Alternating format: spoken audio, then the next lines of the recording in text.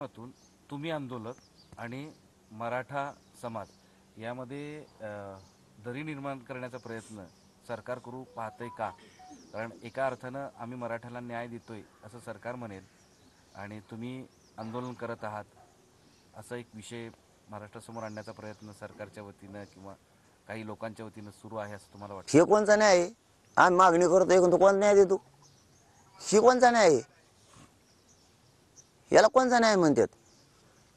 मराठे मागणी ओबीसीतून 50% जातून आरक्षण पाहिजे आणि तुम्ही तिसरं देत आहे. ही कोणचा न्याय आहे? आणि कोणची दरीन फरी? दरीला काय करोड इथं 5.5-6 करोड मराठी एकीकडून आहेत. हे 2-4 जण कोणी तिकिटासाठी याच्यासाठी बुळबुळ करतात आणि करून टाकतात पोरांचे वाटोळं मराठ्यांचे. पुन्हा मराठ्यांच्या पोराला खेट्या मारायला लागतात कोर्टात. यांना काय होतंय घरात बसून बोलायला? आंदोलनाबाबत दिशाभूल तर होणार नाही ना? दिशाभूल करण्याचा प्रयत्न ते सरकारच्या वतीनं सुरू आहे नाही ना? आता याला तर दिशाभूल नाही, महादिशाभूल म्हणतात. ही दिशाभूल आहे का? मागणी ओबीसी आरक्षणातून अधिसूचना काढली सगळ्या सोयऱ्यांची, तिची अंमलबजावणी करायची तर आमकच केलं जाणार आहे आणि तमकच केलं जाणार आहे. तेच वाचत राहिलं आणि हेच वाचत काय वाचत राहिलं? हरकती वाचायला काय तुम्ही अहवाल मागासवर्ग आयोगाचा इतक्या पटक्यास आणलाय? कपा रात्रीत भिडीले हे सगळे ते एका रात्रीत वाचून काढते सगळे हरकती. इतकं तर माल आहे तुमच्या माणसाचा तिथं कर्मचारी. हे माल वापरणार एखाद बार रातभर. यांना सगळ्याला जागं ठेवा, वाच म्हणा सगळ्या हरकती. सकाळच्याला झाली अधिसूचनेची अंमलबजावणी. आमच्या विरोधात बोला ठेवला का तेव्हा माल पगार घ्यायला नुसता भेटान जरा एखाद्या रातभर. सगळ्या स्वराचा अध्यादेश काढला आहे, मुख्यमंत्र्यांनी शपथही घेतली ती. आता वेगळं आरक्षण देत आहे. कुठेतरी मुख्यमंत्री त्यांची शपथ पूर्ण करण्यासाठी करत आहे. अहो तिचं चिस्त झालं पाहिजे ना. पण समाज काय म्हणतोय, आपण काय करताय? आपण आपल्या शपथेला खरे भरताल, हे खरंही असू शकतं, मला माहीत नाही. पण समाजाची दिशा काय, समाजाची मागणी काय, तळमळ काय, लोक काय म्हणते, तुम्ही काय करताय? लोकांची मागणी ओबीसी आरक्षणातून आहे आणि त्यांचा हक्काच आहे ते. ज्या मराठ्यांच्या नोंदी नाहीत त्यांच्यासाठी सगळ्या सोयराची अधिसूचना तुम्हीच आणायचं ठरवलं. लोकांची मागणी ही काय उपयोग होणार आहे? तुम्ही त्या फटाक्याचा आवाज ऐकून काय उपयोग होणार आहे? 3 जण खुश होऊन इकडं करोडो नाराजी पसरणार. काय असतं, सरकार कोणचंही असो, दिल्याच्या नंतर जनता खुश झाली पाहिजे. तुम्ही दिल्यावर जनता नाराज होती कशी याचं आत्मपरीक्षण करायचंय नेमकं तुम्हाला कोणत्या दिवशी.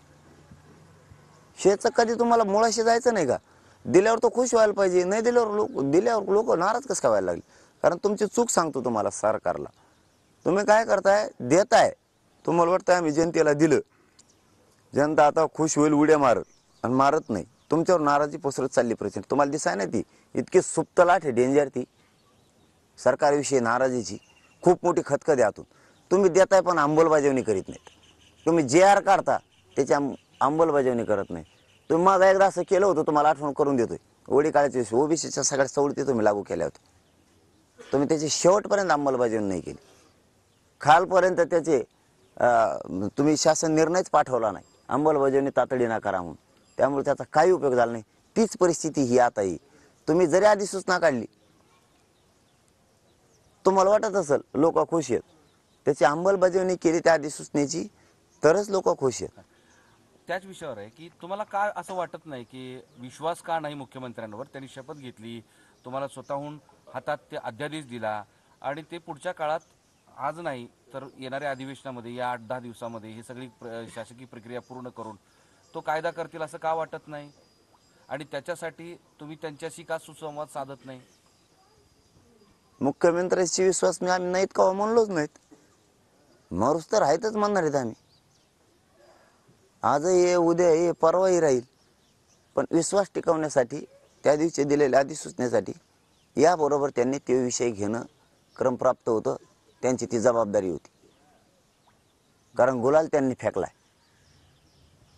म्हणून आज सकाळ सकाळ पुन्हा सांगतो की विश्वास संपादन करायचा असला तर जनता महत्वाची. जिथं जनताच नाही त्यांना देऊन कोणचा विश्वास संपादन तुम्ही करायला लागला? जर समाजाची नाराजी तुम्हाला ओढून घ्यायची नसली, सगळ्या सोयऱ्यांची अंमलबजावणी तुम्हाला करावी लागणार. त्याशिवाय गत्यंतर नाही. जर आज सरकारनं हा विशेष कायदा करून मराठ्यांना आरक्षण दिलं म्हणजे देणारच आहेत आणि सोबतच सगळे सोयऱ्यांबाबतची तुमची मागणी आहे त्या संदर्भात चर्चा करून येणाऱ्या एक कालबद्ध वेळेमध्ये जर सगळे सोयऱ्यांच्या कायद्यासंदर्भात निर्णय घेणार असतील असं सरकारनं सांगितलं तर तुमचं समाधान होईल का? कारण आणखी एक अधिवेशन फायनली 8-10 दिवसानंतर असणारच आहे. मग ते अधिवेशन आहे आणि हे काय? हे बी अधिवेशनच आहे ना. असे किती प्रकरण दाखवतो तुम्हाला. अरे कारण काय? तुम्हाला आणखीन पुढच्या अधिवेशनापर्यंत थांबायला कारण काय? हरकती वाचायचे किती हरकत दाखायच्या राज्यातल्या शेकडो तुम्हाला प्रकरण असे आहेत की ते प्रकरण न बघता दिले गेले, ज्याच्यात ट्रक ट्रक भरून पुरावे आले. सरकारने सांगा आम्हाला तुम्हाला पाहिजे असले उत्तर, तर आम्ही देतो पुरावे तुम्हाला. तुमच्याकडे कोणत्या कोणत्या प्रकरणात किती किती लाख आणि कोटी हरकती आलेल्या आहेत तरी निर्णय झालेले आहेत, किती दाखवायचे? हे तर ज्वलंत आंदोलन, जिवंत आंदोलन आहे. आणखी नाही 5.5 महिने झाले लढते. काय वाचिता काय बहाणा सांगावा आणि का नाही? मराठा समाज हा या राज्यातला बलाढ्य समाज आहे, प्रचंड मोठा आहे. तुम्हाला परवडणारे नाही आहे. ही नाराजीची लाट तुम्हाला परवडणारी नाही. ह्या लाटेत कोणाचं कुंकळ तांगे सुद्धा दिसणार नाहीत, इतक्या लांब उडून जाते. समजून घ्या. ही काय धमकी नाही, इशारा फाशारा नाही, काय नाही. आणखीनही सावध करतो आम्ही मुख्यमंत्री शिंदे साहेबांना आणि फडणवीस साहेबांना. अंमलबजावणी तुम्ही तातडीनं आज विषय सुरुवातीला तो घ्या.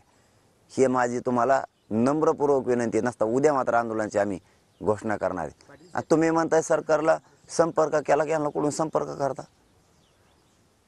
ते गडबडीत असतात, मोठमोठे काम असतात, बारकुले लोकांकडे देण द्यायला त्यांना टाईम नाही, खूप गडबडीत. कारण विमान वायाला जातं, आणखी गोष्टी वाया जाते त्यांच्या. आमच्याकडे गोरगरिबाकडे वेळ दिला तर ते सगळं जाम झाल्यावर कळण यांना काय असतं. मागच्या वेळेस जे आरक्षण दिलं होतं ते टिकलं नाही, कारण